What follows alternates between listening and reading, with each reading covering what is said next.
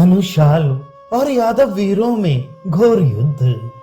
श्री गर्ग जी कहते हैं, राजन, सांदीपनि मुनि का ये वचन सुनकर अनिरुद्ध को बड़ी प्रसन्नता हुई। उन्होंने भगवान श्री कृष्ण चंद्र के चरणों में अपना मन लगाकर उन मुनीश्वर से कहा, प्रभु, आपके उपदेश रूपी खड्ग से मेरा मोह रूपी शत्रु नष्ट हो गया। अब आप आज ही अपने पुत्र के साथ श्री कृष्णपुरी द्वारका को पधारिए।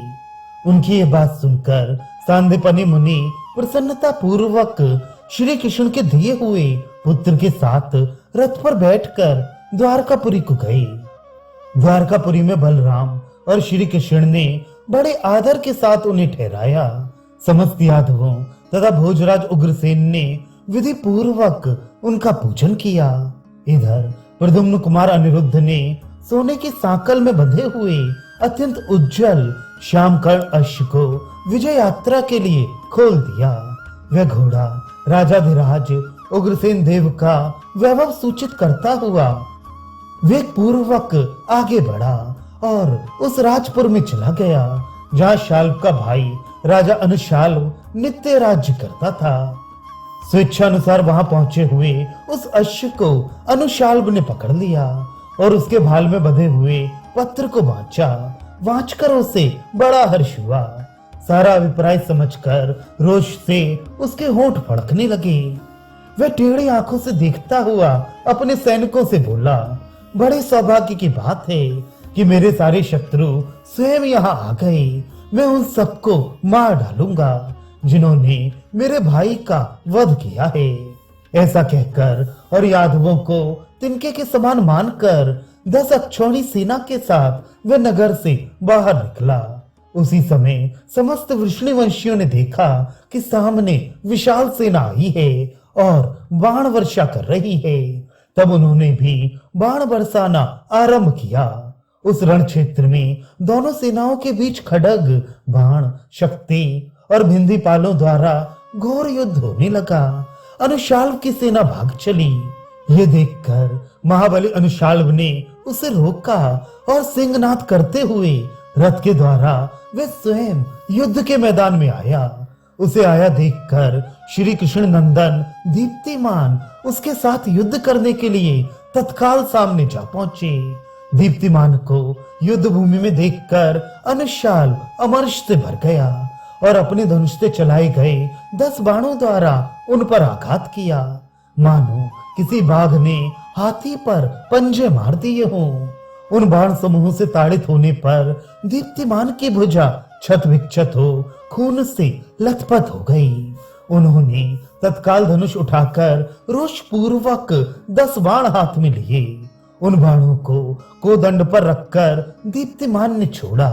राजन, वे बाण अनुशाल्व के शरीर को विदीर्ण करके बाहर निकल गई, जैसे अनेक गरुण घोंसले छोड़कर सहसा बाहर चली गई हों।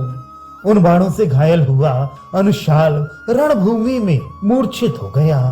तब उसके समस्त सैनिकों के ओंठ रोष से फड़कने लगे और वे चित्र विचित्र शस्त्रों और बाणों द्वारा युद्ध स्थल में दीप्तिमान पर चोट करने लगे।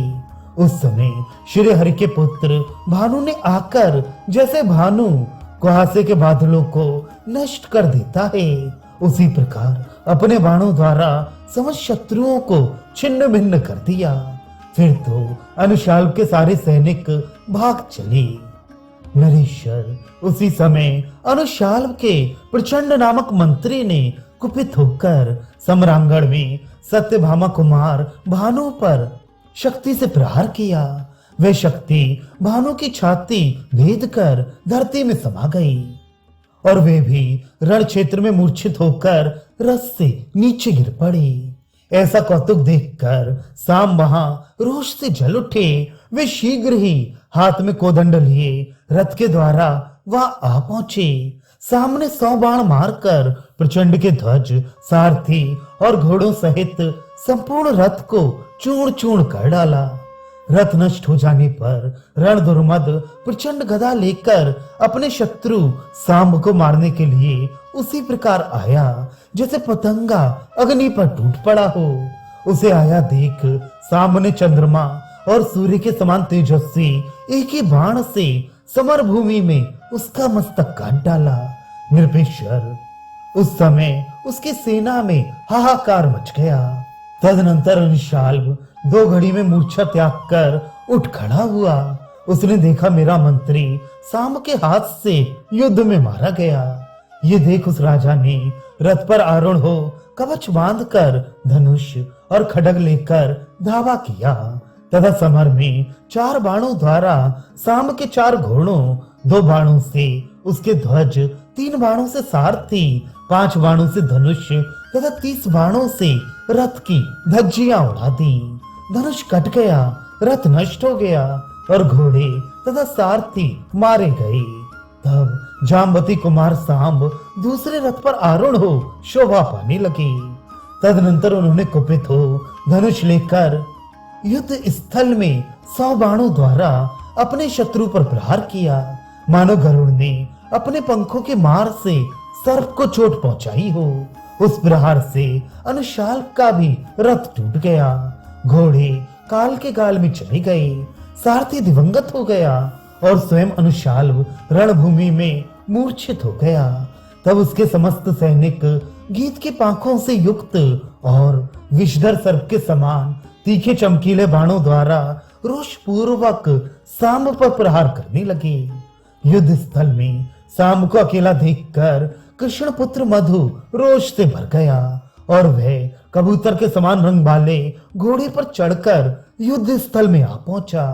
राजेंद्र सांब के साथ मिलकर मधु सारे दुष्ट शत्रुओं को तलवार की चोट से मौत के घाट उतारता हुआ आधे पहर तक सम्रांगण में विचरता रहा। तत्पश्चात अनुशाल्व ने मूर्छा से उठकर अपनी पराजय देखकर जल से आचमन कर शुद्ध हो समस्त शत्रुओं को मार डालने का निश्चय किया। उसने मयासुर से ब्रह्मास्त्र की शिक्षा पाई थी, किंतु उसका निवारण करना वह नहीं जानता था। तथापि प्राण संकट प्राप्त होने पर उसने रोष पूर्वक ब्रह्मास्त्र का संधान किया। उस अस्त्र का दारुण और महान तेज तीनों लोकों को दग्ध करता हुआ सा 12 सूर्यों के समान अंतरिक्ष में फैलने लगा। उसके दुस्सह तेज से जलते हुए समस्त यादव प्रद्युम्न कुमार अनिरुद्ध के पास गए और कहने लगे, नरहरे महात्मन, इस दुख से हमारी रक्षा कीजिए। राजन, तब रुकुमवती कुमार वीर अनिरुद्ध ने उन सबको अभय दे सम्रांगण में रोष पूर्वक ब्रह्मास्त्र चलाकर उस ब्रह्मास्त्र को शांत कर दिया। तब अनुशाल्व ने आग्नेय अस्त्र चलाया। उस अस्त्र के प्रभाव से आकाश मंडल अग्नि से व्याप्त हो गया। सारी भूमि आग से जलने लगी, मानो खांडव वन आग की लपटों में आ गया हो। यह देख बलवान अनिरुद्ध ने फिर वारुणास्त्र का प्रयोग किया। उससे प्रचंड मेघ उत्पन्न हो गए और उनकी बरसाई हुई जलधाराओं से वह आग बुझ गई। उस समय महामेघों द्वारा वर्षा ऋतु का आगमन जानकर मेढक, कोकिल, मोर और सारस आदि बार बार बोलकर अपनी आंतरिक प्रसन्नता प्रकट करने लगे। तब मायावी अनुशाल्व ने वायव्य अस्त्र का प्रयोग किया। ये देख अनिरुद्ध सब ओर पर्वत अस्त्र द्वारा युद्ध करने लगे।